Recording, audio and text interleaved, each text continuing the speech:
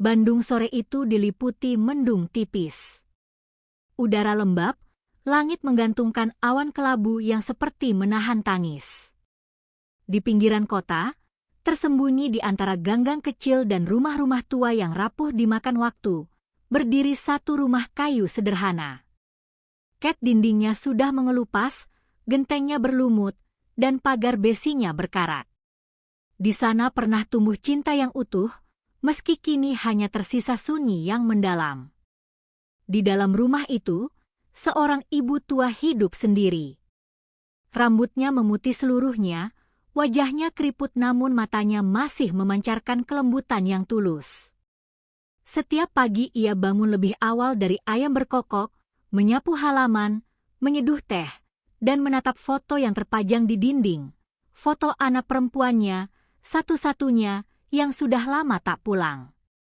Anak itu meninggalkan rumah sejak 7 tahun lalu. Tanpa salam, tanpa pamit, hanya kata-kata terakhir yang penuh amarah. Dulu, sang ibu selalu memanggilnya dengan penuh kasih. Anak itu tumbuh dalam keterbatasan, namun diberi cinta yang melimpah. Sang ibu menjahit baju orang, membuat kue pesanan, dan menjual keripik di pasar untuk membiayai sekolah anaknya. Ia tak pernah mengeluh, walau tangan pegal, mata kabur, dan kantong selalu tipis. Harapannya hanya satu, agar sang anak bisa hidup lebih baik darinya. Tapi siapa sangka, begitu anak itu menginjak usia 27 dan mulai mengenal dunia gemerlap, hubungan mereka mulai pudar. Anak itu kini hidup di pusat kota Bandung, tinggal di apartemen mewah berlantai tinggi, mengenakan pakaian mahal dan tas bermerek. Uang bukan lagi masalah.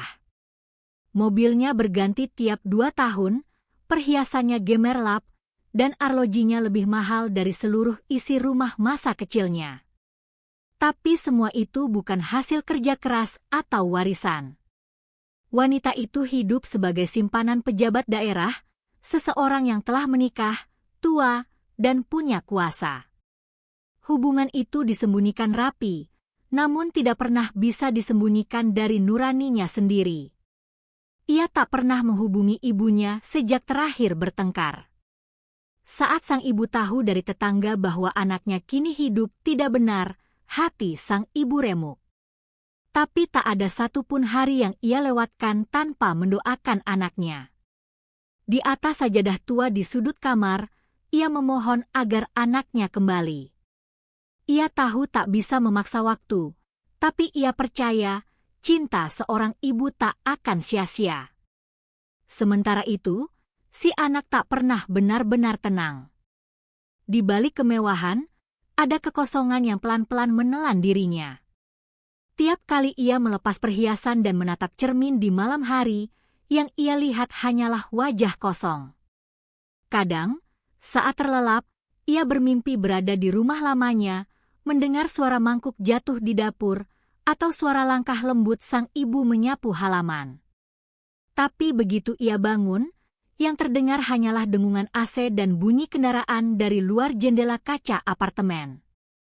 Setiap bulan, ia mengirim uang ke rekening lama ibunya, walau ia tak pernah tahu apakah sang ibu masih bisa mengaksesnya. Tapi ia tak pernah menelepon. Rasa malu, rasa bersalah, dan harga diri yang keras menahannya.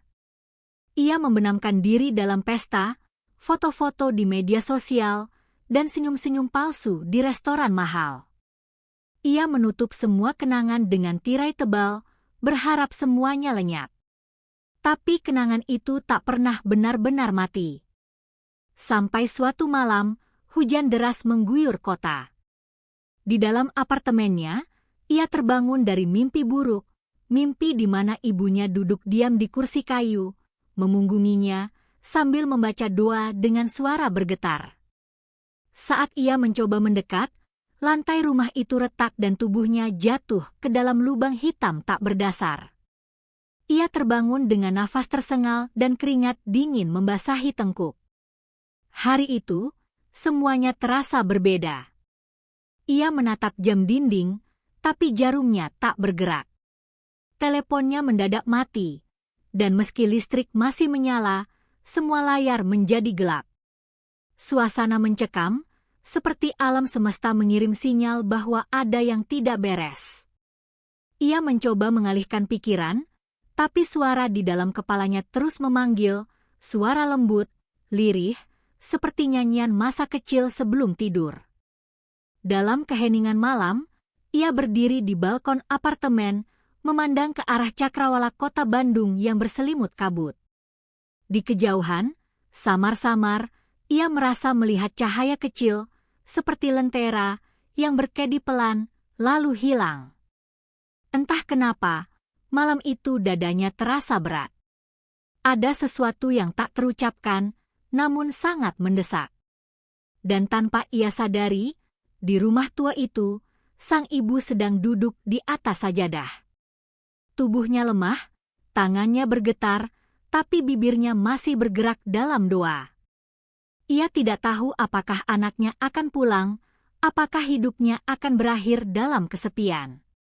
Tapi ia tetap berdoa, karena cinta tak pernah mengandalkan balasan.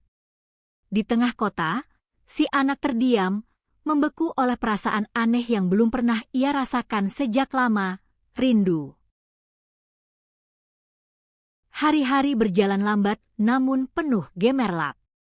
Wanita itu, namanya Nindya, menghabiskan waktunya dari satu ruang ke ruang lain, salon bintang 5, butik perancang busana, restoran mewah dengan nama-nama asing.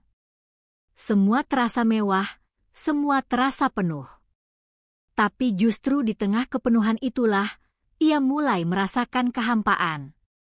Setiap pagi, Nindya terbangun bukan oleh suara ayam atau langkah ibunya yang menjerang air, tapi oleh deri notifikasi ponsel dan suara alat pemurni udara yang berdengung konstan.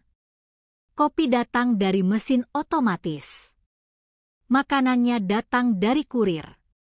Tidak ada suara manusia, tidak ada yang menyapa, tidak ada yang mendoakan. Beberapa temannya iri pada kehidupannya. Mereka melihat unggahan fotonya di Instagram, menampilkan kilau gelang emas, meja makan mahal, dan tubuh langsing yang terbungkus gaun dari Paris. Tapi tak satu pun dari mereka tahu bahwa setiap malam, Nindya terjaga oleh rasa gelisah yang tak bisa ia jelaskan. Di sela-sela pesta, di balik tirai parfum dan lampu-lampu lembut, matanya kadang kosong. Ia tak tahu mengapa akhir-akhir ini sering menangis diam-diam. Ia menyalahkan hormon, menyalahkan cuaca Bandung yang makin dingin, menyalahkan sepi. Tapi dalam hatinya ia tahu, ada satu nama yang tak berani ia ucapkan, ibunya. Ibunya dulu sering berkata, harta bisa dicari, tapi restu tak bisa dibeli. Kalimat itu terus terngiang di pikirannya, seperti gema yang tak punya asal tapi terus memantul di dinding pikirannya. Setiap kali ia lewat masjid, setiap kali ia mencium aroma kemenyan dari gang kecil, setiap kali ia mendengar tembang Sunda yang sayup di radio taksi, hatinya mencelos. Salah satu tamparan kecil datang saat ia berbelanja di pasar baru. Seorang penjual keripik pisang memandangnya lama. Perempuan tua dengan mata cekung dan senyum lemah. Nindya tahu dia bukan siapa-siapa, tapi ada aura dalam pandangan itu yang membuat langkahnya terhenti. Sesuatu terasa sangat familiar. Mungkin karena ibunya juga pernah menjual hal yang sama. Di rumahnya yang dingin dan sepi, Nindya mulai menonton ulang rekaman-rekaman lama. File yang dulu ia abaikan kini terasa seperti warisan. Video pendek tentang dirinya di usia 8 tahun, berdiri di teras rumah tua, tersenyum kikuk sambil memegang hadiah ulang tahun berupa boneka murahan. Suara di balik kamera berkata, "Selamat ulang tahun, sayang. Ibu sayang kamu." Ia matikan video itu sebelum habis. Tangisnya pecah diam-diam. Ia mencoba mengalihkan kesedihan dengan kemewahan. Mengajak teman-temannya ke puncak, menyewa villa, menyajikan wine dan tawa. Tapi bahkan di tengah tawa paling lepas, ia merasa menjadi penonton dari dirinya sendiri. Yang tertawa itu hanya cangkang. Jiwanya sudah jauh tertinggal, entah di mana. Pagi-pagi ia terbangun karena mimpi buruk. Ia melihat dirinya sendiri dalam keadaan tua, duduk sendirian di ruang gelap, tanpa suara, tanpa siapapun. Hanya dinding yang lembab dan tikus yang berlari di sudut ruangan. Tangannya menggenggam sajadah, tapi ia tak tahu lagi cara berdoa. Saat ia melihat cermin dalam mimpi itu, wajahnya tak lagi punya mata.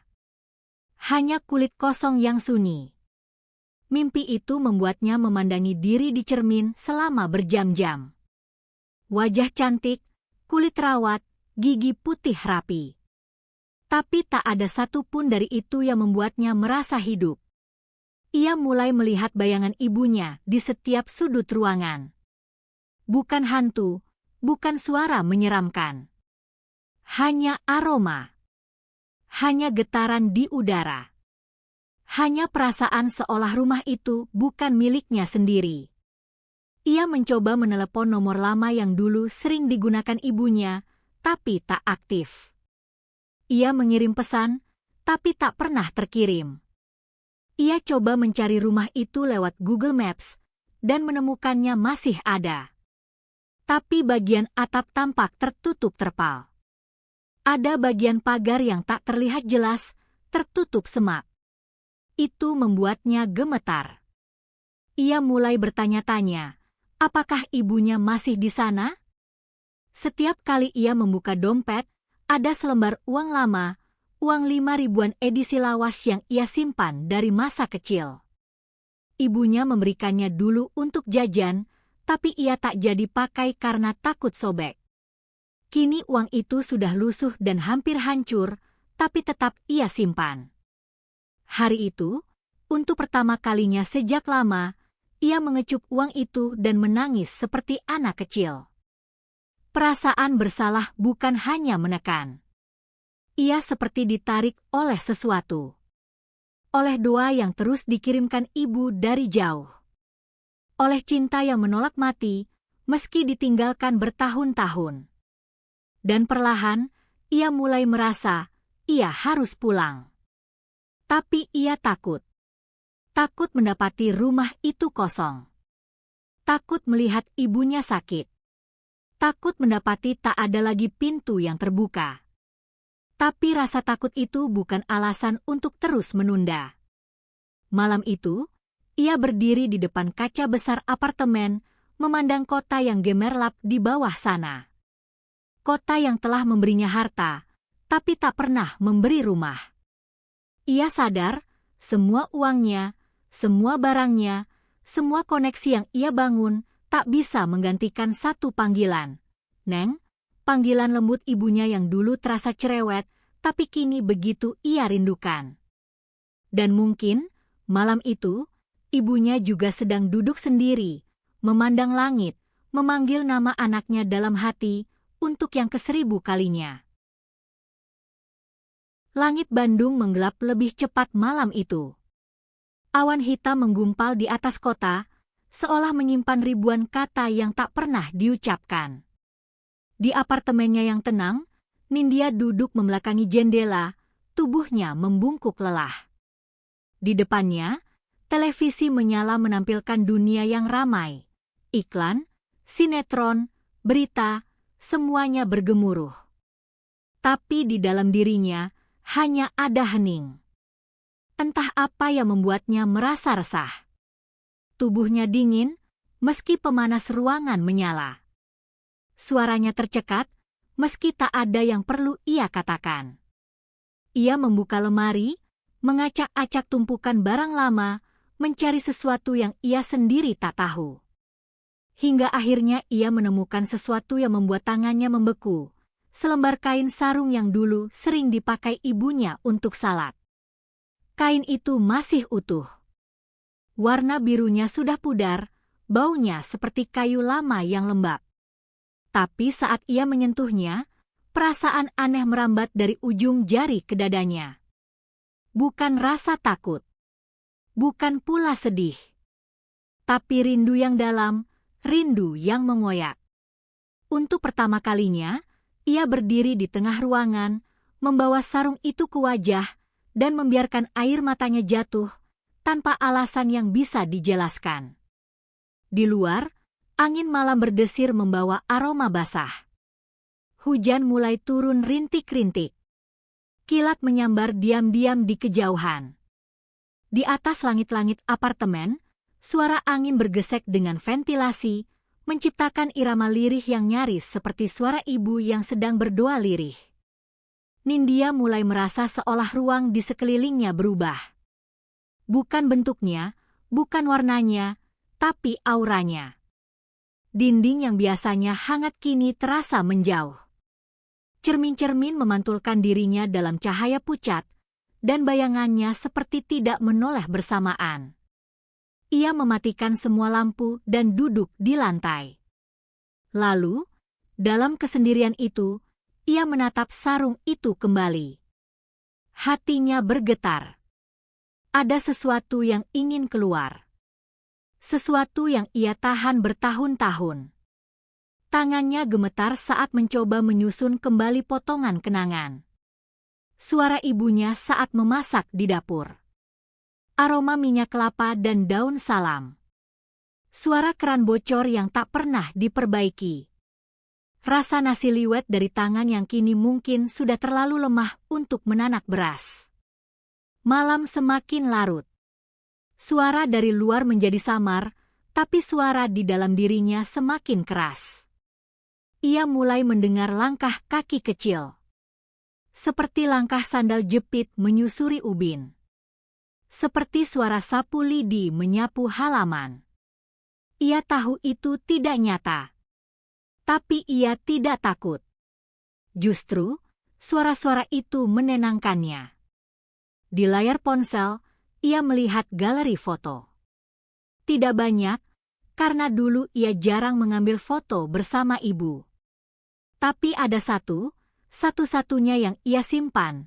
Dirinya yang masih duduk di bangku SMA, berdiri kaku di depan rumah tua, sementara ibunya berdiri di belakang, menggandengnya erat, wajahnya tersenyum meski tubuhnya kurus. Mata sang ibu berbinar, seolah seluruh dunia ada pada anaknya. Melihat foto itu, Nindya merasa napasnya tercekat. Semua yang ia abaikan kini kembali menuntut ruang. Ia tak pernah tahu bagaimana ibunya melewati hari-hari setelah ia pergi. Tak pernah bertanya apakah ibu itu makan cukup, tidur cukup, atau bahkan masih sehat. Ia menghindar. Ia memilih jalan pintas, menukar cinta dengan kenyamanan. Tapi kenyamanan tak pernah bisa menghapus luka. Apalagi luka seorang ibu. Tepat pukul 2 dini hari, Nindya terbangun dari tidur yang gelisah. Dalam mimpi, ia melihat rumah tua itu terbakar. Tapi api bukan berasal dari dapur atau listrik, melainkan dari sajadah. Api menjilat dinding, foto-foto lama, dan perlahan membakar tubuh sang ibu yang duduk bersila, tetap membaca doa tanpa bergerak. Di tengah api, wajah ibu tetap tenang. Tapi di matanya ada air mata. Ia terbangun dengan peluh dingin membasahi tubuh. Jantungnya berdetak kencang. Hatinya memberontak. Dan saat itulah ia tahu, ia tak bisa menunda lebih lama. Ia mengambil tas kecil, mengganti pakaiannya dengan kaos longgar dan celana jeans tua. Ia menyeka wajah, mengambil jaket, dan menuruni lift. Di luar, hujan masih turun. Tak ada taksi, tak ada mobil pribadi. Tapi ia tak peduli. Ia berjalan kaki, menyusuri trotoar basah menuju stasiun, lalu menaiki kereta terakhir menuju pinggiran kota. Di dalam kereta yang hampir kosong, ia duduk sendiri, memeluk tas kecil di pangkuan. Matanya kosong, tapi hatinya penuh. Ia tak tahu apa yang akan ia temukan. Tapi untuk pertama kalinya sejak 7 tahun terakhir, ia merasa sedang menuju ke arah yang benar.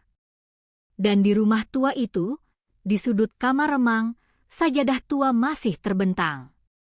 Embun merembes lewat celah atap. Udara lembab. Tapi di sana, waktu seperti menunggu. Seolah rumah itu tahu, seorang anak akhirnya pulang. Langit pagi di Bandung perlahan cerah, tapi jalan-jalan kecil di pinggiran kota masih diselimuti kabut tipis. Udara mengandung sisa hujan malam tadi, lembab dan dingin, seperti memeluk tubuh dari dalam. Nindya turun dari angkot yang ditumpanginya di depan pertigaan gang kecil, tempat yang dulu ia lewati setiap hari saat masih SMA. Kini, semuanya terasa lebih sempit, lebih sunyi, dan lebih asing. Langkahnya berat menyusuri gang itu.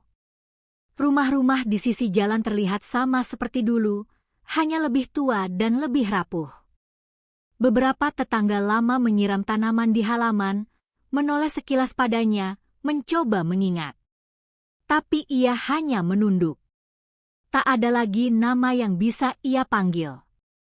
Semua terasa seperti sisa dunia yang ia tinggalkan, dan kini tak tahu bagaimana kembali. Lalu, ia berdiri di depan rumah itu. Rumah ibunya. Pagar besinya kini dipenuhi karat, tertutup sedikit oleh tanaman liar. Genteng-genteng miring, beberapa bolong. Jendela kayunya tertutup rapat, tirai dalamnya lusuh. Aroma tanah basah dan daun kering menguar. Tapi dari semua yang berubah, ada satu yang tetap, sajadah di pojok ruang tamu yang terlihat samar dari celah jendela. Tangannya gemetar saat membuka pagar. Bunyi engsel berdecit menyayat telinga. Setiap langkahnya di halaman rumah adalah langkah penyesalan yang tertunda. Ia mengetuk pintu, pelan, ragu-ragu. Tidak ada jawaban. Ia mengetuk lagi. Lalu menekan gagang. Terkunci. Ia mundur sejenak, lalu menyusuri sisi rumah. Di belakang, ia menemukan jendela dapur terbuka sedikit, sama seperti dulu saat ibunya lupa menutupnya. Dengan perlahan, ia menggeser daun jendela dan masuk. Ruang dapur remang dan sunyi. Perabotan tua masih ada di tempatnya, rak piring dari besi, toples-toples plastik dengan label yang memudar, dan kompor gas kecil yang berdebu. Di atas meja, ada gelas berisi air setengah penuh. Mungkin baru beberapa hari. Mungkin lebih lama. Ia berjalan perlahan ke ruang tengah. Udara terasa berat, seperti ada yang menahannya untuk masuk. Dan di sana, sajadah tua itu masih terbentang. Bantal kecil masih di ujungnya. Sebuah mukena terlipat rapi di samping. Di meja kecil dekat tembok, ada foto dirinya. Wajahnya masih muda di foto itu, mengenakan seragam putih abu-abu, tersenyum. Di bawah foto itu, ada kertas kecil bertuliskan tangan yang ia kenal sangat baik. Semoga kamu selalu dilindungi Allah, Nak. Ibu nggak pernah marah. Ibu cuma kangen. Dadanya seperti dirobek. Ia jatuh bersimpuh di lantai, memeluk foto itu erat-erat, dan menangis seperti anak kecil yang kehilangan dunia. Setelah beberapa saat, ia bangkit. Ia membuka setiap pintu, setiap kamar, mencari ibunya. Tapi tidak ada. Rumah itu kosong, sunyi, seperti ditinggalkan mendadak. Di kamar ibunya, kasur masih rapi. Baju-baju tergantung di lemari. Tapi tidak ada tanda kehidupan. Ia keluar rumah, mencari tetangga. Bertanya pada ibu-ibu tua di seberang jalan, ia mengerutkan dahi dan menjawab dengan suara pelan. Ibunya udah lama sakit, Neng. Tapi dia nunggu kamu tiap hari.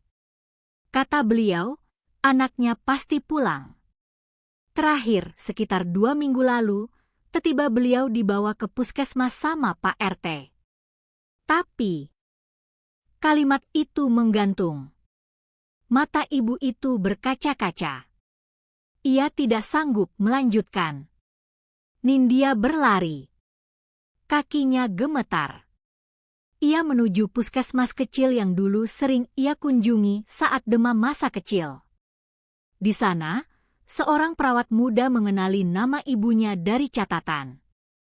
Wajahnya berubah sendu. "Maaf, Mbak, beliau sudah meninggal seminggu lalu. Tidak ada keluarga yang datang. Jenazah dimakamkan di TPU dekat Jalan Sariwangi atas bantuan warga." Dunia runtuh. Nindya berjalan seperti mayat hidup ke pemakaman kecil itu. Di antara batu-batu nisan yang hampir tenggelam oleh ilalang, ia menemukan satu yang baru. Masih basah. Masih tertancap papan nama sederhana. Sri Yuliani. 1959-2025. Doa ibu tidak pernah mati. Ia jatuh berlutut. Tangannya menggenggam tanah basah. Hatinya menjerit, tapi tidak ada suara yang keluar. Semua sudah terlambat. Waktu telah mengambil apa yang seharusnya ia jaga. Semua uang, semua tas mahal, semua pesta, tak satu pun bisa menggantikan pelukan terakhir yang tak pernah ia ambil. Ia duduk di sana hingga malam. Hujan kembali turun, rintik-rintik. Tapi ia tidak bergerak. Ia menutup wajahnya dengan sarung tua milik ibunya dan menangis tanpa suara. Dan entah dari mana, dalam sunyi dan kabut, ia merasa hangat di bahunya. Seperti tangan. Seperti pelukan yang tak terlihat. Seperti maaf yang tak pernah diucapkan, tapi sudah diberi sejak lama. Makam itu tidak besar. Tidak ada nisan marmer, tidak ada bunga mahal. Hanya tanah yang masih lembab dan papan nama sederhana. Tapi di sanalah, di tempat paling sunyi di antara pepohonan kecil dan semak liar, hati Nindya akhirnya luluh.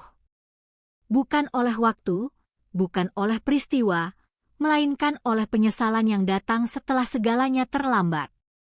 Sejak hari itu, Nindya tidak kembali ke apartemennya. Ia tinggal di rumah kecil ibunya yang lama. Ia mulai merapikan halaman yang dipenuhi ilalang, mengecat pagar dengan kuas murah, dan menyapu lantai rumah yang lama tak disentuh. Setiap benda di rumah itu kini menjadi pusaka. Piring tua, sendok plastik, sandal usang, semuanya memiliki cerita. Ia membuka lemari ibunya, menemukan tumpukan kain batik dan sejumlah buku doa yang sudah lapuk. Di balik tumpukan itu, ada sebuah amplop coklat. Di dalamnya, ada sejumlah uang tunai dalam pecahan kecil dan sebuah catatan.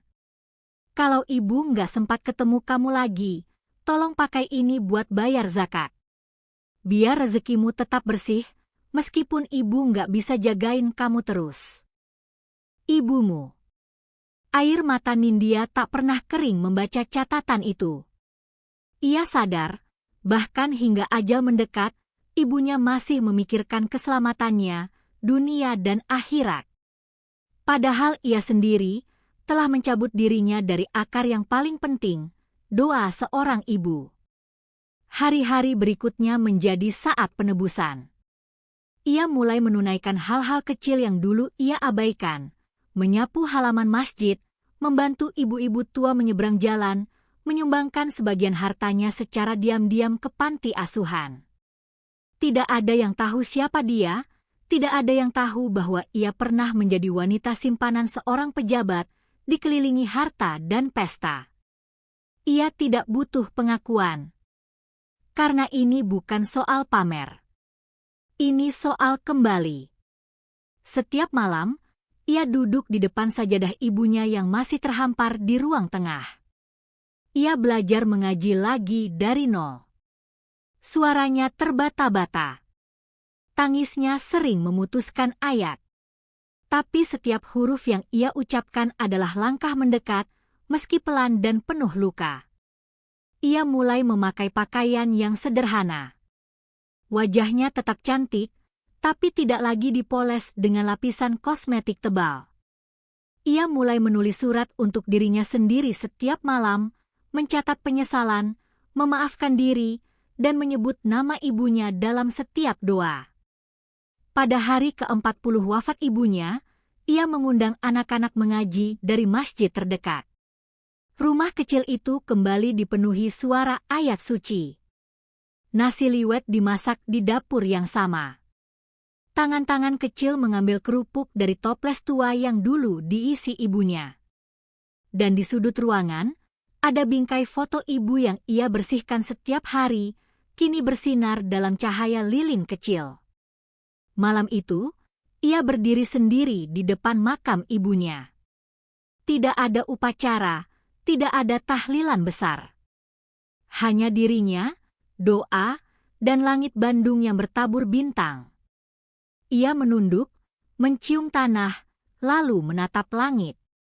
Ia sadar, semua yang ia lakukan tidak akan pernah cukup untuk membayar semua waktu yang terlewat. Tapi cinta tidak bekerja dengan hitung-hitungan. Dan mungkin, di tempat paling tinggi sana, ibunya telah memaafkan. Mungkin, sejak lama. Dan sejak hari itu, Nindya tak pernah lagi mencari pelukan dari dunia. Karena ia tahu, pelukan yang paling ia butuhkan telah menunggunya sejak lama, di rumah tua, dalam sajadah usang, dan dalam doa-doa yang tak pernah mati.